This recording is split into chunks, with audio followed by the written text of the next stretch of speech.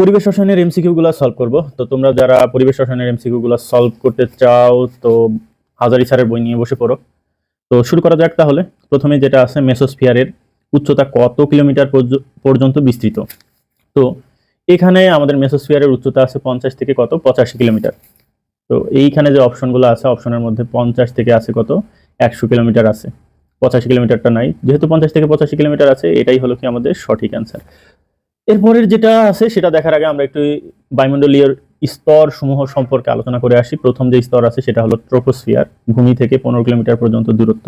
উপাদান থাকে nitrogen, nitrogen থাকে 78%, অক্সিজেন থাকে 21% বলা যায়। তো এরপরে আছে জলীয় বাষ্প থাকে 1 থেকে 4%, আর্গন থাকে 0.93%, কার্বন ডাইঅক্সাইড থাকে কতটুকু 0.033%। এইটা একটু মনে রাখবো, কার্বন ডাইঅক্সাইড থাকে কতটুকু 0.033%। এই অঞ্চলে ঝড়, বৃষ্টি, মেঘ এই অঞ্চলে হয়ে থাকে। এই অঞ্চলকে ক্ষুব্ধ মণ্ডল বলা হয়ে থাকে। ট্রোপোস্ফিয়ার গেল। তারপরে আছে স্ট্রাটোস্ফিয়ার, 15 থেকে 50 কিলোমিটার পর্যন্ত দূরত্ব। এই স্তরে কি থাকে, ওজোন গ্যাস থাকে। ওজোন গ্যাস থাকে কোথায়, স্ট্রাটোস্ফিয়ার অঞ্চলে, মনে রাখবো। এটা শান্ত মণ্ডল বলা হয়ে থাকে, এই কারণে এই অঞ্চল দিয়ে জেট বিমান চলাচল করে। এরপরে আছে মেসোস্ফিয়ার, 50 থেকে 85 কিলোমিটার, তাপমাত্রা -93°C। তো এটি সবচেয়ে শীতলতম স্তর, এটি সবচেয়ে শীতলতম স্তর। তো এই তিনটা স্তরকে একত্রে হোমোস্ফিয়ার বলা হয়ে থাকে। আর তারপরে আছে কি থার্মোস্ফিয়ার, 85 থেকে 500 কিলোমিটার পর্যন্ত দূরত্বের অঞ্চলকে কি বলা হয়, থার্মোস্ফিয়ার বলে। তাপমাত্রা কত থাকে 1727°C। সবচেয়ে উষ্ণতম স্তর এই স্তর। এই স্তরে থাকে কি কি, পারমাণবিক অক্সিজেন, তারপরে helium, hydrogen, nitrogen, oxygen gas থাকে। এই স্তরকে হেটারোস্ফিয়ারও বলা হয়ে থাকে। তো আসি, বায়ুমণ্ডলের স্ট্রাটোস্ফিয়ার স্তরের প্রধান উপাদান কোনটি? আসো, স্ট্রাটোস্ফিয়ার মানে প্রথমটা টি তারপরটা এস। স্ট্রাটোস্ফিয়ারের প্রধান উপাদান কি, ওজোন গ্যাস, তার মানে এইখানে আমরা দিব ওজোন। বায়ুমণ্ডলের হোমোস্ফিয়ারে নিচের কোনটি থাকে না? হোমোস্ফিয়ার বলতে বোঝায় এই যে তিনটা স্তর, ট্রোপোস্ফিয়ার, স্ট্রাটোস্ফিয়ার, মেসোস্ফিয়ার। তো এইসব স্তরে থাকে ozone, nitrogen gas, argon, carbon dioxide, O3 থাকে, শুধুমাত্র পারমাণবিক অক্সিজেনটা থাকে না। সেই কারণে এটাই হবে কি বলো সঠিক অ্যান্সার। মানে হেটারোস্ফিয়ার অঞ্চলে কিন্তু পারমাণবিক অক্সিজেন থাকে। এই দেখো, হেটারোস্ফিয়ার অঞ্চলে পারমাণবিক অক্সিজেন আছে।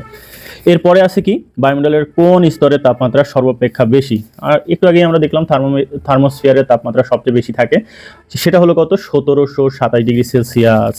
দেখো, থার্মোস্ফিয়ারের ওই গেল, বায়ুমণ্ডলের কোন স্তরের তাপমাত্রা সর্বাপেক্ষা বেশি, সেটা হলো থার্মোস্ফিয়ার। আচ্ছা, বায়ুমণ্ডলের শীতলতম অঞ্চল কোনটি? সবচেয়ে তাপমাত্রা কম থাকে কিন্তু মেসোস্ফিয়ারের, -93°C। তো এই কারণে আমরা এর সঠিক অ্যান্সার দিব কি, শীতলতম অঞ্চল মেসোস্ফিয়ার। ওজোন স্তর, ওজোন স্তর বায়ুমণ্ডলের কোন অঞ্চলে অবস্থিত? আসো দেখি, বায়ুমণ্ডলের কোন অঞ্চলে ওজোন স্তর অবস্থিত। এই যে ওজোন, এটাকে কি বলা হয়ে থাকে, ওজোন বলা হয়ে থাকে। তো এই ওজোন স্ট্রাটোস্ফিয়ার অঞ্চলে অবস্থিত, তার মানে ওজোন স্তর বায়ুমণ্ডলের স্ট্রাটোস্ফিয়ার অঞ্চলে অবস্থিত। বায়ুমণ্ডলের কোন অঞ্চলে ঝড় ঝান্ডার উৎপত্তি ঘটে? তো ঝড়, বৃষ্টি, মেঘ এটা প্রথম স্তরেই হয়। প্রথম স্তরের নাম হলো কি, ট্রোপোস্ফিয়ার। তো এই ট্রোপোস্ফিয়ারেই কি হয় বলতো, ঝড় ঝান্ডার উৎপত্তি ঘটে। সাইক্লোন তৈরি হতে সাগরের পানির তাপমাত্রা সর্বনিম্ন কত থাকতে হয়? সাগরের পানির তাপমাত্রা 26°C বা তার বেশি হলেই ঘূর্ণিঝড়ের সৃষ্টি হয়। তো এখানে সর্বনিম্ন আছে কত 27°। 25°তে তো আর ঘূর্ণিঝড় হবে না, 26°-র উপরে 27°C আছে। এটাই হলো কি সঠিক অ্যান্সার। নিচের কোন সমীকরণটি বয়েলের সূত্র প্রকাশ করে? আচ্ছা, বয়েলের সূত্রের সমীকরণ হলো ভি প্রপোর্শনাল কি 1/p, যেখানে কি স্থির থাকবে, টি স্থির থাকবে, টি স্থির থাকবে। তো আমরা যদি আরো একটু বড় করি, তাহলে ভি সমান সমানুপাতিক ঘটানোর পর কে একটা ধ্রুবক আমরা গুণ করলাম এই 1/p এর সাথে। তো পিটা এই পাশে নিলে পিভি সমান কে হবে। তো সেক্ষেত্রে আমাদের সমীকরণ পাবো p1 v1 সমান p2 v2 সমান p3 v3 সমান ... pn vn। অর্থাৎ আমরা আমাদের সমীকরণ এটা কিন্তু বলতে পারি যে এটা হলো বয়েলের সূত্রের সমীকরণ, সেটা হলো p1 v1 সমান p2 v2। তো এখানে দেখি p1 v1 সমান p2 v2 কোথায় আছে, এটাই হলো কি আমাদের বয়েলের সমীকরণ, তার মানে এটা হবে আমাদের সঠিক অ্যান্সার। এরপরে আছে বিভিন্ন লেখচিত্র, একেবারে 10, 11, 12, 13 এগুলো লেখচিত্র আছে। তো লেখচিত্রের ক্ষেত্রে আমাদের দেখো একটু সমীকরণগুলো দেখাই। বয়েলের সূত্রের সমীকরণ ছিল ভি প্রপোর্শনাল 1/p, মানে ভি আর পি থাকে। যদি কখনো তুমি তোমার অক্ষের সাথে, এটা হলো এক্স অক্ষ আর এটা হলো ওয়াই অক্ষ, এক্স অক্ষের সাথে যদি পি আর ভি দেখো, এক্স আর ওয়াই অক্ষের সাথে যদি কখনো পি আর ভি দেখো, তাহলে তুমি বুঝে নিবা সেটা হলো বয়েলের সূত্রের গ্রাফ। আবার ভি প্রপোর্শনাল টি যদি হয়, সেটা হলো চার্লসের সূত্রের সমীকরণ। তো সেক্ষেত্রে যদি তুমি কখনো এই অক্ষের সাথে, মানে এক্স আর ওয়াই অক্ষের সাথে যদি টি ভি দেখো, টি বা ভি দেখো, যেভাবেই দেখো টি আর ভি যদি থাকে তাহলে বুঝে নিতে হবে সেটা কি চার্লসের সূত্রের গ্রাফ। আর মাঝে পি যদি থাকে সেটা হলো চাপ, চাপ হলো কি বলো স্থির থাকে, এজন্য সমচাপীয় বা আইসোবারীয় বলা হয়ে থাকে। আর এইটার ক্ষেত্রে টি যেটা আছে এই টি স্থির থাকে, এই জন্য এটা সমতাপীয় বা আইসোথার্মীয় বলা হয়ে থাকে। আর এই ক্ষেত্রে দেখো চাপ বাড়াইলে আয়তন কমে, এই জন্য পি3 এর মান সর্বোচ্চ হবে, পি2 এর মান মাঝামাঝি হবে, পি1 এর মান সবচেয়ে কম হবে। আচ্ছা, এরপরে আছে গে লুসাকের সূত্র। গে লুসাকের সূত্র পি প্রপোর্শনাল টি, তার মানে এক্স আর ওয়াই অক্ষের সাথে যদি পি টি থাকে তাহলে বুঝে নিতে হবে সেটা কি গে লুসাকের সূত্রের সমীকরণ। তো ভি রেখা, এই যে ভি রেখা মাঝখানে যেটা থাকে সেটা হলো স্থির থাকে, এটাকে সম আয়তনীয় বা আইসোকোরীয় রেখা বলা হয়ে থাকে। এটাকে কি বলা হয়? সম আয়তনীয়। এই পুরা গ্রাফে আয়তন কি স্থির, মানে কোনো চেঞ্জ নাই, সমায়তনীয় বা আইসোকোরীয় রেখা বলা হয়ে থাকে। তো আসো আমরা দেখি, এইখানে দেখো অক্ষের সাথে পি ভি আর পি আছে, বলছিলাম পি ভি পি যদি থাকে অক্ষের সাথে, এক্স অক্ষের সাথে পি, ওয়াই অক্ষের সাথে পি ভি আছে, তার মানে সেটা কিসের সূত্রের সমীকরণ? বয়েলের সূত্রের সমীকরণ। তারপরেরটাও দেখো পি ভি আছে, অক্ষের সাথে যদি পি ভি থাকে তাহলে সেটা কি বয়েলের সূত্রের সমীকরণ। তারপরে আছে কি দেখো পি, এই যে পি আর ভি আছে, সেটা পি ইনভার্স থাকুক যাই থাকুক সেটা কিসের সমীকরণ হবে? অবশ্যই বয়েলের সূত্রের সমীকরণ হবে। তো অক্ষের সাথে যদি এরকম টি ভি থাকে তাহলে বুঝতে হবে সেটা কি চার্লসের সূত্রের সমীকরণ। আর অক্ষের সাথে এরকম যদি পিটি থাকে তাহলে সেটা বুঝে নিতে হবে গে লুসাকের সমীকরণ। আচ্ছা, এরপরে যেটা আছে সেটা হলো কোনটি পরম শূন্য তাপমাত্রা? সাধারণত -273°C তাপমাত্রাকে পরম শূন্য তাপমাত্রা বলা হয়, এই জন্য -273°C পরম শূন্য তাপমাত্রা। তত্ত্বীয়ভাবে কোন তাপমাত্রায় গ্যাসের আয়তন শূন্য হয়? তো -273°C তাপমাত্রায় গ্যাসের আয়তনকে তাত্ত্বিকভাবে শূন্য ধরা হয়, এজন্য -273°C কি সেই ক্ষেত্রে আমাদের অ্যান্সার হবে। আদর্শ গ্যাসের সমীকরণ কোনটি? পিবি সমান এনআরটি, এটা নর্মাল আমরা জানি। আদর্শ গ্যাসের গতীয় সমীকরণ একটু মনে রাখবো, পিবি সমান 1/3 mc²। এরপরে আছে কি আমাদের এসটিপি আছে। এসটিপি হলো কি? STP standard temperature and pressure, তাপমাত্রা থাকে 0°C বা 273 কেলভিন, চাপ থাকে 1 atm, আয়তন থাকে 22.4 লিটার। 1 মোল গ্যাসের আয়তন থাকে কত? 22.4 লিটার। আর এসএটিপি হলো স্ট্যান্ডার্ড অ্যাম্বাইন টেম্পারেচার অ্যান্ড প্রেসার, তাপমাত্রা থাকে 25°C বা 298 কেলভিন, চাপ থাকে 1 atm, আয়তন হয় এই এসএটিপিতে আয়তন কত হয়? 24.789 লিটার। মনে রাখতে হবে কিন্তু আমাদের যে এসএটিপিতে 1 মোল গ্যাসের আয়তন কত? 24.789 লিটার। আর এসটিপিতে 22.4 লিটার। এসটিপিতে তাপমাত্রা কত? 0°C 273 kelvin. এসটিপিতে তাপমাত্রা কত? 25°C 298 kelvin. অবশ্যই সুন্দর করে আমরা এটা মনে রাখবো। আচ্ছা, তাহলে আমাদের এসএটিপিতে এই দেখো, এসএটিপিতে 1 মোল গ্যাসের আয়তন কিন্তু 24.789 লিটার, তার মানে 24.789 লিটার। এসটিপিতে 1 মোল গ্যাসের আয়তন কত? 22.4 লিটার। ঠিক আছে, এরপরে গ্যাসের ঘনত্ব নির্ণয়ের সমীকরণ। আচ্ছা, আমরা জানি যে পিভি সমান এনআরটি, ঠিক আছে, এন সমান ডাব্লিউ/এম, মানে ভর বাই আণবিক ভর। তো এটা বসাইলে এমটা এদিকে নিলাম আর ভিটা নিচে নিলাম, ডব্লিউ/ভি পাইলাম, পিএম ডব্লিউ/ভি আরটি। তো ডব্লিউ/ভি সমান কিন্তু ঘনত্ব ডি, এটা আমরা এখানে ডি বসাইলাম। তো ডি সমান পিএম/আরটি, ডি সমান কি পিএম/আরটি, এটাই হলো কি ঘনত্বের সমীকরণ। ডি সমান কই গেল? ডি সমান পিএম/আরটি, এটাই হলো কি ঘনত্বের সমীকরণ। এরপরে আছে আমাদের লিটার এটিএম এককে আর এর মান, এগুলো আমাদের মুখস্থ রাখতে হবে। লিটার এটিএম এককে আর এর মান 0.0821 লিটার এটিএম পার মোল পার কেলভিন। এসআই এককে আর এর মান কত? 8.314 জুল পার মোল পার কেলভিন। ঠিক আছে, সিজিএস এককে আর এর মান কত? 8.314, এই 316, এর সাথে যদি 10⁻7 আর্ক থাকে তাহলে বুঝে নিতে হবে সেটা কিসের সিজিএস এককে আর এর মান 8.316 ইন্টু 10⁻7 কত? 7 আর্ক, মানে 1 জুল সমান 10⁻7 আর্ক। মনে রাখতে হবে 1 জুল সমান 10⁻7 আর্ক। তার মানে এইখানে যে 8.314 পাবো জুল পার মোল পার কেলভিন, তো তার সাথে যদি আমি 10⁻7 গুণ করে দিই তাহলে সেটা কি হয়ে যাবে? আর্ক হয়ে যাবে। এরপরে মোলার গ্যাস ধ্রুবক আর এর মাত্রা কোনটি? মোলার গ্যাস ধ্রুবক আর এর মাত্রা হলো, আমরা দেখো এককটা পাইছি কি জুল। জুল হলো কিসের একক? কাজ। হয়ে গেল, এই যে কাজ। তারপরে আছে কি পার কেলভিন আছে, পার মোল আছে, তার মানে পার কেলভিন পার মোল। এটাই হলো কি বলতো মোলার গ্যাস ধ্রুবক আর এর মাত্রা। মনে রাখবো জুল, এই যে দেখো 8.314 এর শেষে কি আছে? জুল পার মোল পার কেলভিন। তার মানে কি মোলার গ্যাস ধ্রুবকের আর এর মাত্রা হবে কি জুলের জন্য কাজ, মানে কাজের একক তো জুল, তো এই জন্য কাজ পার মোল পার কেলভিন, এই জন্য এটা হবে আমাদের সঠিক অ্যান্সার। এরপরে দেখো আমাদের 25 নম্বরে আছে এসআই এককে বোল্টজম্যান ধ্রুবকের মান কত? তো বোল্টজম্যান ধ্রুবকের মান হবে এই যে 8.314। দেখো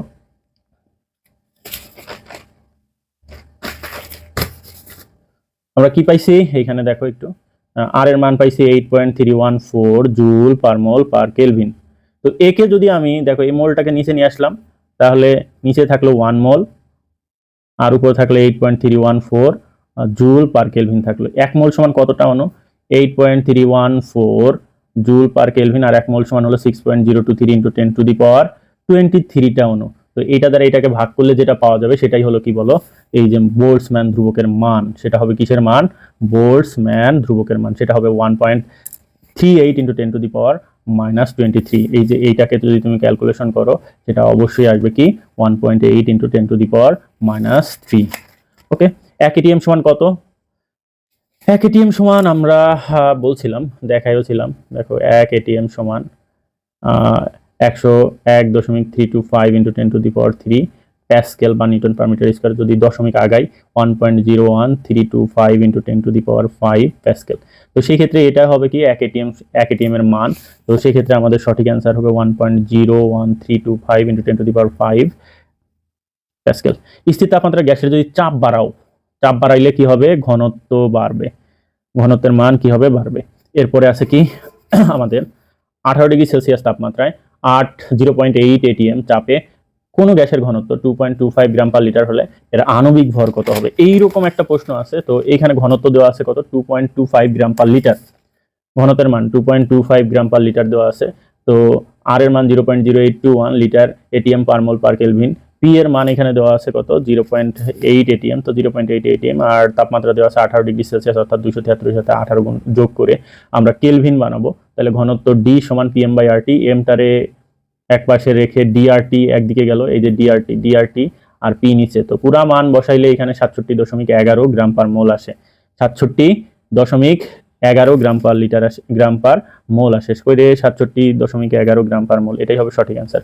তো প্রমাণ অবস্থায় 1 মোল গ্যাসের আয়তন কত? 1 মোল গ্যাসের আয়তন হলো 22.4 লিটার। আর আমরা জানি 1 লিটার সমান 10 to the power -3 metre cube. তো এর সাথে 10 টু দি পাওয়ার -3 গুণ করলে 22.4 into 10 to the power -3 metre cube আসে। এটাই হবে আমাদের সঠিক অ্যান্সার। ওকে, তারপরে আসি আমরা নাম্বার 30।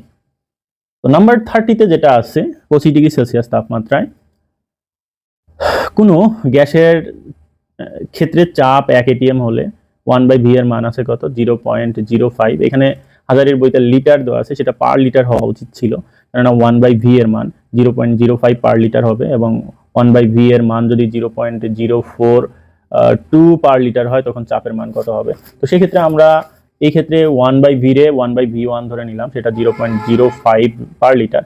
তো যদি আমি সেটা v1 বানাই, তার মানে এটা 1 ভাগ 0.05 হবে। আবার 1/v2 এর মান কত? 0.042 পার লিটার। তো v2 তখন কি হবে? v2 এর মান কত হবে? 1 এত হয়ে যাবে 0.042। মানে এটা 1 ভাগ আছে, এটা যদি আমি ভগ্নাংশ না রেখে কাজ করি তখন এইটা তখন কি হয়ে যাবে? ভগ্নাংশ হয়ে যাবে। তো সেক্ষেত্রে আমাদের প্রথম ক্ষেত্রে চাপের মান 1 এটিএম, P2 এর মান আমাদের বের করতে বলছে। তো আমাদের সূত্র কিন্তু বয়েলের সূত্র, P1 V1 সমান P2 V2। তো সেক্ষেত্রে P2 এর মান বের করতে হবে। তো P1 এর মান 1, V1 এর মান এত, V2 এর মান এত। তো সেক্ষেত্রে আমাদের মান আসে, দেখো তুমি যদি ক্যালকুলেটরে ক্যালকুলেশন করো 0.084 এটিএম আসবে। তো সেক্ষেত্রে এটা হবে আমাদের সঠিক অ্যান্সার। আচ্ছা, এরপরে আছে 31 নাম্বার। এ ও বি গ্যাসের মোল সংখ্যা যথাক্রমে 10 ও 30 এর মিশ্রণের মোট চাপ 12 এটিএম হলে এ গ্যাসের আংশিক চাপ কত হবে? বাহ, দারুণ একটা প্রশ্ন। তো এখানে আমরা একটা জিনিস মাথায় রাখবো, আংশিক চাপ সমান মোল ভগ্নাংশ ইন্টু কি মোট চাপ। তো মোল ভগ্নাংশ মানে কি? নিজস্ব মোল বাই মোট মোল। মনে রাখবো আংশিক চাপ সমান মোল ভগ্নাংশ ইন্টু কি মোট চাপ, আর মোল ভগ্নাংশ সমান কি? নিজস্ব মোল বাই কি মোট মোল, আর সাথে কি আছে? মোট চাপ। তো নিজস্ব মোল, এ গ্যাসের নিজস্ব মোল আছে কত? দেখো নিজস্ব মোল 10। এই দেখো এ গ্যাসের মোল বা আংশিক চাপ বের করতে বলছে, এ গ্যাসের নিজস্ব মোল 10।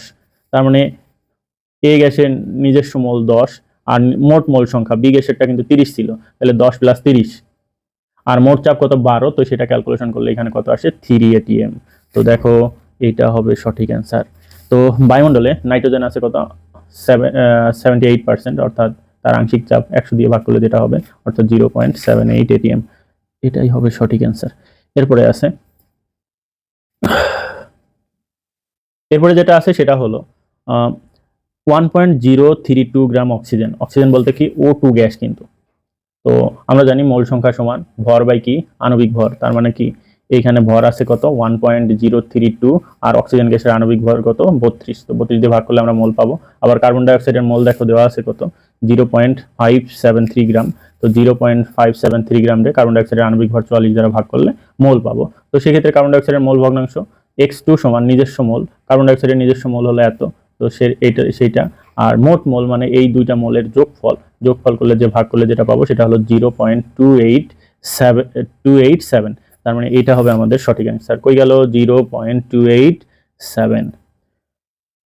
তারপরে 34 নাম্বার, একটা সহজ একটা এমসিকিউ, অনেকের কাছে অনেক কঠিন লাগে, যে সমভরের মানে দুইটার ভরই সমান, CH4 এর ভরও x গ্রাম, হাইড্রোজেনের ভরও কি x গ্রাম। তো সমভরের CH4 আর হাইড্রোজেনকে শূন্য পাত্রে 25°C রাখা হলো। হাইড্রোজেনের আংশিক চাপ মোট চাপের ভগ্নাংশ কত? তো আমরা জানি আংশিক চাপ সমান মোল ভগ্নাংশ ইনটু মোট চাপ। তো এই মোট চাপকে যদি নিচে নিয়ে আসি তাহলে সেক্ষেত্রে আংশিক চাপ বাই মোট চাপ মানে আংশিক চাপ আর মোট চাপের ভগ্নাংশ। তো আংশিক চাপ আর মোট চাপের ভগ্নাংশ সমান কি মোল ভগ্নাংশ।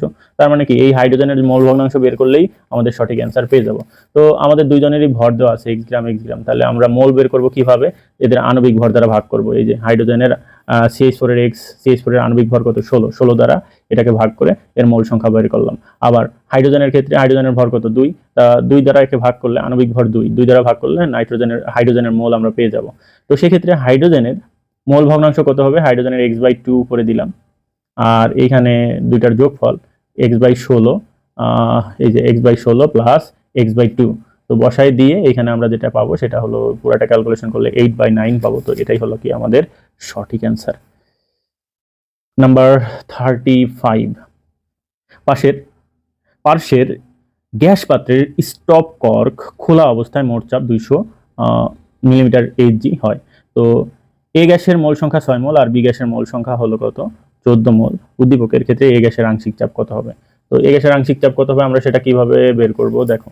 তো সেক্ষেত্রে আমরা তো জানি আংশিক চাপ সমান মোল ভগ্নাংশ ইন্টু মোট চাপ, আর মোল ভগ্নাংশ হলো নিজস্ব মোল বাই মোট মোল ইন্টু মোট চাপ। তো মোট চাপ আছে 200, আর এ গ্যাসের ক্ষেত্রে বলছে এ গ্যাসের মোল সংখ্যা কত দেখো 6 মোল। এ গ্যাসের মোল সংখ্যা কত 6 মোল, 6 আর টোটাল মোল হলো কি 6 প্লাস 14, মানে এই 6 আর 14 মানে মোট মোল সংখ্যা যোগ করলে যেটা হবে, তো এটা ক্যালকুলেশন করলে 60 মিলিমিটার Hg হবে। তার মানে এটা হবে সঠিক অ্যান্সার।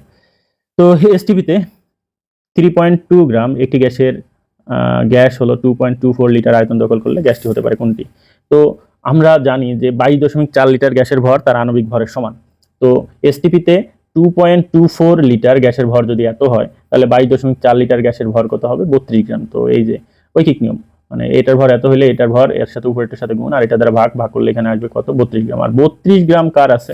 অবশ্যই অক্সিজেনের আছে। তার মানে আমাদের সেই গ্যাসটা হবে কি অক্সিজেন। এই এমসিকিউটা কিন্তু খুবই খুবই গুরুত্বপূর্ণ, একটু মাথায় রাখো যে এসটিপিতে 3.2 গ্রাম একটি গ্যাস 2.24 লিটার আয়তন দখল করলে গ্যাসটি কি হইতে পারে। তো বের করার উপায় কিন্তু যে ভর পাবা সেই ভর 22.4 লিটারে সেই ভর কত হয় সেটা বের করবে, সেটা হলো আণবিক ভরের সমান। আর আণবিক ভরের সমান হলে সেটা কি গ্যাস বলো 32 গ্রাম। 32 গ্রাম হলে সেটা হবে অক্সিজেন গ্যাস।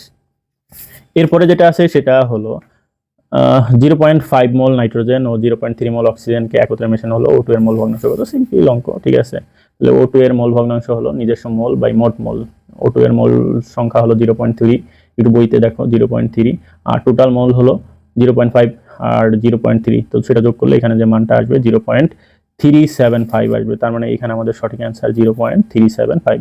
তো 6 মোল অক্সিজেন আর 14 মোল, এই যে 6 মোল আর 14 মোল নাইট্রোজেন একত্রে মিশানো হলো 200 মিলিমিটার চাপ হলো। তাহলে অক্সিজেনের আংশিক চাপ কত? একটু আগে আমরা করছি, সেটা হবে 60 মিলিমিটার Hg।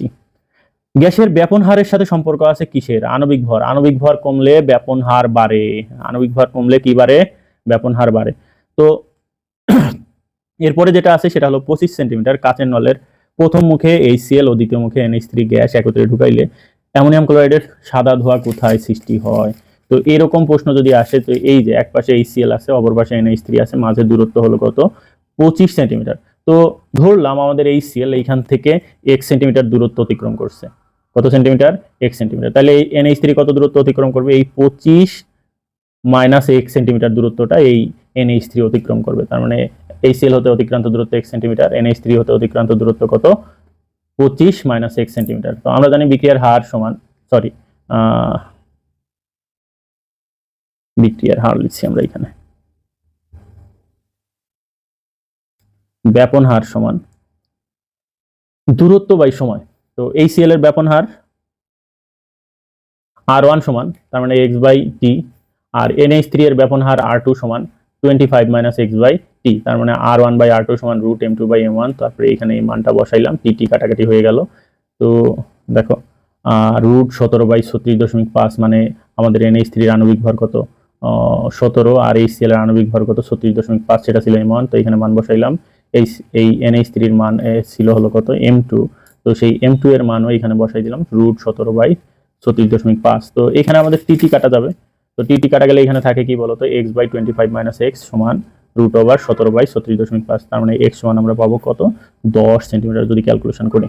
ঠিক আছে, ক্যালকুলেশন করলে কত পাবো 10 সেন্টিমিটার পাবো। তার মানে প্রথম মুখ থেকে সেটা 10 সেন্টিমিটার দূরত্ব অতিক্রম করবে, কেননা প্রথম মুখে ছিল কি বলো HCl এর আণবিক ভর কম, HCl এর আণবিক ভর বেশি 36.5, আর NH3 তো 17, তাহলে এটা থেকে বেশি দূরে যাবে আর এটা থেকে কম দূরে। এটা থেকে সাধারণত 15 সেন্টিমিটার দূরে যায়, এটা থেকে সাধারণত 10 সেন্টিমিটার দূরে যায়। আচ্ছা, নিচের কোনটি গ্রাহামের ব্যাপন সূত্র আসো দেখি।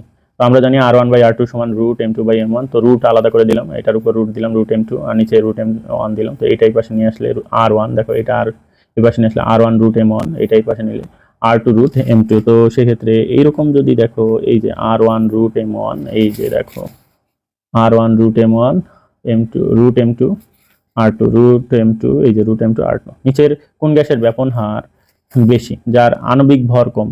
HCl এর আণবিক ভর হলো 36.5, NH3 এর আণবিক ভর হলো 17, CH4 এর আণবিক ভর হলো 16, আর Cl2 এর আণবিক ভর কত? এই যে দেখো NH3 এর আণবিক ভর 17, CH4 এর আণবিক ভর 8, কার্বনের 12, আর হাইড্রোজেনের 1 × 4, দুইটা যোগ করলে কত হয় 16 হয়, আর ক্লোরিনের 35.5 × 2 অর্থাৎ 71। তো সেই ক্ষেত্রে আমাদের সবচেয়ে কম আণবিক ভর হলো কার? CH4, তার মানে এর ব্যাপন হার বেশি। একই শর্তাধীন নিচের কোন গ্যাসটি ব্যাপিত হতে অধিক সময় লাগে? তার মানে কি, যার ব্যাপন হার বেশি সেটা দেখো একই শর্তাধীনে নিচের কোন গ্যাসটি ব্যাপিত হতে অধিক সময় লাগবে? যার ব্যাপন হার বেশি সে আগে ব্যাপিত হবে। তো এদের মধ্যে যার ভর বেশি তার ব্যাপিত হতে কি লাগবে? অধিক সময় লাগবে। তো ভর বেশি কার? যেমন ধরো কার্বন ডাইঅক্সাইড আছে, কার্বন ডাইঅক্সাইডের 44, সালফার ডাইঅক্সাইড আছে 32, আর 16 × 2 তার মানে 64, নাইট্রোজেনের 28, আর কার্বন মনোক্সাইডের কত 28। তো এখানে কার্বন মনোক্সাইড আছে কিনা জানি না, NH3 আছে, NH3 হলো 17। তো সেক্ষেত্রে আমাদের সবচেয়ে বেশি ভর হলো কার? সালফার ডাইঅক্সাইডে, সেটা কত 64, তার মানে এইটা ব্যাপিত হতে অধিক সময় লাগবে। আচ্ছা, তারপরে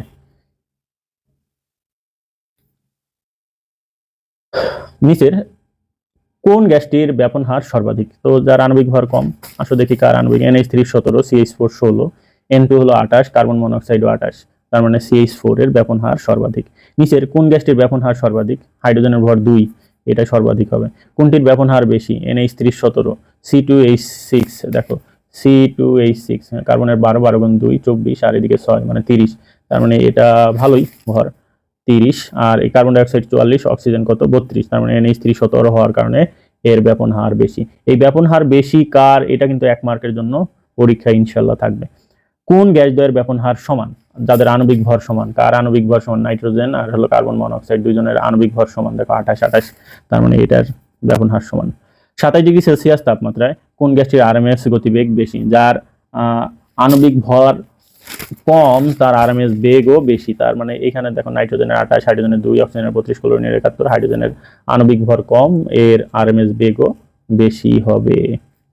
এরপরে আছে STP-তে O2 গ্যাসের RMS বেগ কত? তো STP মানে কি? Standard temperature and pressure, standard temperature and pressure. চাপ হলো 1 atm, ভি হলো কত 22.4 লিটার, টি আছে 0 ডিগ্রি, মানে STP-তে তাপমাত্রা 0°C, আর বড় হাতে টি লিখলে সেটা 273 কেলভিন হবে। RMS বেগের যে সমীকরণ সেটা হলো C সমান √3RT/m। আর এর মান অবশ্যই 8.314 নিতে হবে, তো এখানে 8.314, আর তাপমাত্রা তো STP-তে যেহেতু বলছে 273 কেলভিন। আর আণবিক ভর, এখানে অক্সিজেনের আণবিক ভর হলো 32 গ্রাম পার মোল। তো RMS বেগ করার সময় আমরা একটা জিনিস ভুল করি, সেটা হলো এই আণবিক ভরকে গ্রামেই রাখি, কিন্তু আমাদের কি করতে হবে? আণবিক ভরকে কেজিতে প্রকাশ করতে হবে। তার মানে 32 × 10⁻³ কেজি পার মোল। তো সেটা যদি এখানে বসাই, তো দেখো বসাইলে এখানে 461.34 মিটার পার সেকেন্ড হয়, তার মানে এটাই হবে কি আমাদের সঠিক অ্যান্সার। তো এইটা হবে 461.34 34 metre per second. 27 degree Celsius তাপমাত্রায় O2 গ্যাসের আরএমএস বেগ কত? সেম ভাবে আমরা সূত্র ফেলাই করে দিব, C=√3RT/m। আর এর মান 8.314 জুল পার মোল পার কেলভিন, টি এর মান কত? 273 প্লাস 27 কেলভিন, তার মানে 300 কেলভিন, এম এর মান 32 গ্রাম পার মোল। অবশ্যই তাকে 10⁻³ দ্বারা গুণ করে কেজি পার মোলে পরিণত করে মানটা বসাই দিলে এখানে আমরা কত পাবো? 483.56 মিটার পার সেকেন্ড। তো সেক্ষেত্রে 483 কোথায় আছে? এই যে 483.56 metre per second.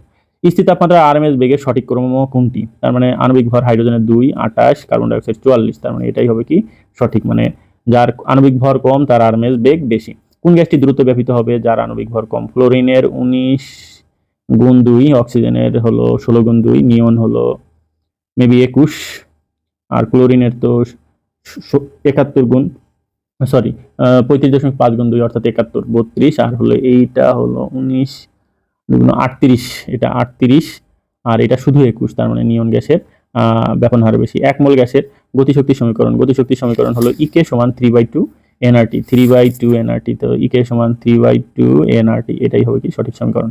17 degree Celsius তাপমাত্রায় 1 মোল N2 গ্যাসের গতিশক্তি কত হবে? তো গতিশক্তি এই যে ইকে সমান 3/2 nRT, তো আর এর মান এই ক্ষেত্রে অবশ্যই 8.314 ব্যবহার করতে হবে, আর টি অবশ্যই আমাদের 17 ডিগ্রি সেলসিয়াস যেটা আছে সেটাকে কেলভিনে রূপান্তর করতে হবে। তো কেলভিনে রূপান্তর করলাম 290। তো এটা সব কমপ্লিট করার পর যদি ক্যালকুলেশন করি সেটা আসে 3616.59 জুল, তার মানে 3 কই গেল, 361659 জুল, এটা হবে সঠিক অ্যান্সার। তো কক্ষ তাপমাত্রায় N2 এর একটি অণুর গতিশক্তি কত আর্গ? তো দেখো একটি অণুর গতিশক্তির কথা বলছে, তো মোল সংখ্যা বের করার যে সূত্র একটা অণুর ক্ষেত্রে সেটা হলো N/Na। কি সূত্র? N/Na। N হলো অণুর সংখ্যা, সেটা হলো একটা, আর Na হলো অ্যাভোগাড্রো সংখ্যা, সেটা হলো 6.023 × 10⁻23। তো সেটা যদি এখানে বসাই, ইকে সমান 3/2 nRT, এখানে বসাইলে 3/2 n এর মান এটা বসাইলাম, আর এর মান 8.314, সেটা তার সাথে কি করতে হবে? টি হলো 298, এটা বসাইলে আমাদের ক্যালকুলেশন যেটা করলে এখানে মান আসবে 6.17 × 10⁻21 জুল। তো একে আর্গ বানাইতে হলে এর সাথে কত গুণ করতে হবে? 10⁻7 গুণ করতে হবে। সেক্ষেত্রে আমাদের মান আসে 6.17 × 10⁻14 আর্গ। তো সেক্ষেত্রে এইটা হবে আমাদের সঠিক অ্যান্সার। ওকে, তারপরে কক্ষ তাপমাত্রায় N2 এর একটি অণুর গতিশক্তি কত? কক্ষ তাপমাত্রায় N2 এর একটি অণুর গতিশক্তি, এই সেম প্রশ্নটাই আসছে। তো এইখানে দেখো আমাদের গতিশক্তি আমরা কত পেয়েছি বলো? 6.17 × 10⁻21। তো এইখানে দশমিক যদি এইদিকে আগায় আনি তাহলে সেক্ষেত্রে 10⁻23 হবে। তো সেটাই হবে সঠিক অ্যান্সার। এইটা এই যে দশমিক দেখো আগায় আনছে, যেন 10⁻23। ওকে, এই যে আচ্ছা, তারপরের প্রশ্ন হলো 29 ডিগ্রি সেলসিয়াস তাপমাত্রায় 3 গ্রাম N2 এর মোট গতিশক্তি কত? তো 29 ডিগ্রি সেলসিয়াস তাপমাত্রায় দেখো এখানে 29 ডিগ্রি সেলসিয়াস তাপমাত্রা মানে হলো কত? 273 সাথে 29 যোগ করলে 302 হয়। তো ইকে সমান 3/2 nRT। প্রথমে আমাদের এনটাকে বের করে নিতে হবে W/m দিয়ে, এন সমান ভর বাই আণবিক ভর, মানে 3/28 দিয়ে আণবিক ভর মোল সংখ্যাটা বের করে নিতে হবে। তো সেটা এখানে যদি বসাই 3/2 ইন্টু এন এর মানটা বসাইলাম, আর এর মান 8.314 ইন্টু কত? 302, এটা বসাইলে এখানে 403 জুল হবে। কত হবে? 403 জুল, এটা হবে সঠিক অ্যান্সার। দুটি গ্যাসের গড় গতিশক্তি কখন সমান হয়? ইকে সমান 3/2 nRT। তো এখানে 3/2 nRT T1 দিলাম সমান 3/2 nRT2 দিলাম। তো দুই ক্ষেত্রে যদি তাপমাত্রা সমান হয়, আর এন তো মোল সংখ্যা এক এক হইলো, আরও সমান, আর তাপমাত্রা যদি সমান হয় উভয়েরই গতিশক্তি কি হবে বলতো? সমান হবে, তার মানে তাপমাত্রা সমান। এরপরে আছে 44 গ্রাম কার্বন ডাই অক্সাইডের ক্ষেত্রে আদর্শ গ্যাসের সমীকরণ কোনটি? কার্বন ডাই অক্সাইডের আণবিক ভর 44, তার মানে এইখানে যে এনটা আছে সেটা হলো এইখানে যে ভর আছে, এই যে 44 গ্রাম আছে, তাকে মোলে পরিণত করব। সে কিভাবে করব? আণবিক ভর দ্বারা ভাগ করে, সেটা হবে 1 মোল। তো সেক্ষেত্রে পিভি সমান এই যে এই 1টা এখানে বসাই দিলে আমরা পিভি সমান RT পাবো, তার মানে পিভি সমান RT, এটাই সমীকরণ। এরপরে 8 গ্রাম হিলিয়াম গ্যাসের জন্য আদর্শ গ্যাসের সমীকরণ কোনটি? তাহলে 8/4, হিলিয়ামের পারমাণবিক ভর হলো 4, তার মানে N সমান W/m, 8/4, 8/4 হলে কত হয়? 2 হয়। তার মানে আমাদের সমীকরণ পিভি সমান nRT, এন এর জায়গায় যদি 2 বসাই তার মানে পিভি সমান 2RT হবে মূল সমীকরণ। কত? পিভি সমান 2RT। এই যে দেখো পিভি সমান 2RT, এগুলো কিন্তু এমসিকিউতে অনেক আসে।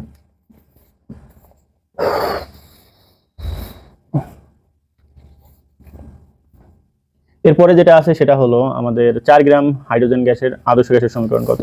4 গ্রাম হাইড্রোজেন গ্যাস, তো হাইড্রোজেন গ্যাসের জন্য ভর কত, হাইড্রোজেনের ভর আণবিক ভর হলো 2, তো এখানে 2 আসবে। দেখো এখানে আমাদের হাইড্রোজেনের আণবিক ভর কত, এখানে ভর দেওয়া আছে 4 গ্রাম, আণবিক ভর কত 2, 2 দ্বারা ভাগ করলে এখানে 2 আসে, তাহলে সমীকরণ হবে পিভি সমান 2RT। পিভি সমান কি আসবে, 2RT হাইড্রোজেন গ্যাসের জন্য। এই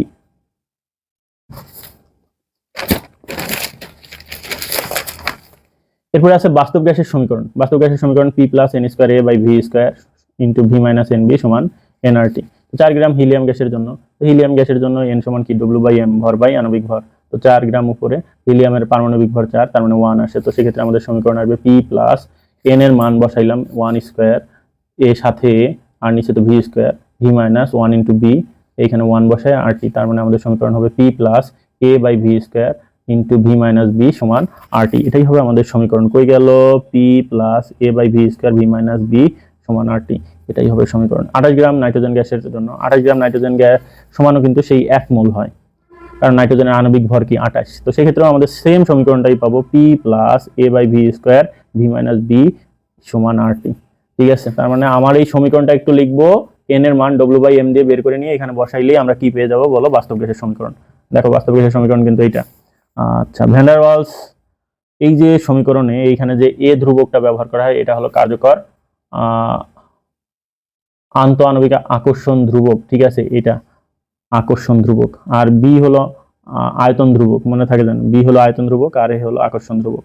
কোন শর্তে একটি বাস্তব গ্যাস আদর্শ গ্যাসের মতো আচরণ করে। তো বাস্তব গ্যাসের অণুসমূহের মধ্যে একটা জিনিস আছে, সেটা হলো আকর্ষণ বল আছে। বাস্তব গ্যাস আকর্ষণ আছে, মানে তুমি নিজে যদি বাস্তব গ্যাস হও, তোমার নিজের মধ্যে কি অন্যের প্রতি একটা আকর্ষণ আছে। তো তোমার এই আকর্ষণ ছোটানোর জন্য কি করতে হবে, দূরত্ব বাড়াইতে হবে, অর্থাৎ আয়তন যদি বাড়ানো যায়, তার মানে সেটা হবে কি বলো, আয়তন বাড়াবো কিভাবে, নিম্নচাপ। নিম্নচাপ দিলে আয়তন বাড়বে, সেক্ষেত্রে বাস্তব গ্যাস আদর্শ গ্যাসের মতো আচরণ করবে। আর আদর্শ গ্যাসের অণুসমূহের মধ্যে কোনো রূপ আকর্ষণ বিকর্ষণ নাই। যদি উচ্চ তাপমাত্রা বাড়াও, অণুসমূহের গতিশক্তি এত বাড়বে যে তাদের নিজেদের মধ্যে কোনো আকর্ষণ বল তখন কার্যকর হবে না বা কার্যকর থাকবে না। এই কারণে উচ্চ তাপমাত্রায় আর নিম্নচাপে বাস্তব গ্যাস আদর্শ গ্যাসের ন্যায় আচরণ করে। মনে থাকতে হবে কিন্তু, উচ্চ তাপমাত্রায় আর নিম্নচাপে বাস্তব গ্যাস আদর্শ গ্যাসের ন্যায় আচরণ করে। আদর্শ গ্যাসের সংকোচনশীলতা গুণাঙ্ক জেড এর মান কত। জেড সমান পিভি বাই এনআরটি। তো জেড এর মান যদি এখানে 1 হয়, তো সমীকরণ হবে পিভি সমান এনআরটি, তখন সেটা কি গ্যাস, আদর্শ গ্যাস। তার মানে জেড এর মান 1 হলে সেটা কি গ্যাস, আদর্শ গ্যাস। অবশ্যই মনে রাখবো, জেড এর মান 1 হলে সেটা আদর্শ গ্যাস। এরপরে আছে কি, জেড 1 থেকে বড় বা 1 থেকে ছোট হলে সেটা পিভি সমান এনআরটি কখনোই হবে না, কারণ জেড এর মান যদি এখানে 2 হয়, সেটা পিভি সমান এনআরটি কখনোই হয় না, অতএব সেটা কি গ্যাস, বাস্তব গ্যাস। তো এই ক্ষেত্রে এখানে যে প্রশ্ন আছে, নিচের কোন গ্যাসটির সংকোচনশীলতা গুণাঙ্ক 1 থেকে বড় হয়। তো 1 থেকে বড় হয় কোনগুলোর জন্য একটু দেখি, আমরা একটু আঁকি আমরা এখানে সমীকরণটা। তো হালকা গুলোর ক্ষেত্রে, যেমন হাইড্রোজেন হিলিয়ামের ক্ষেত্রে,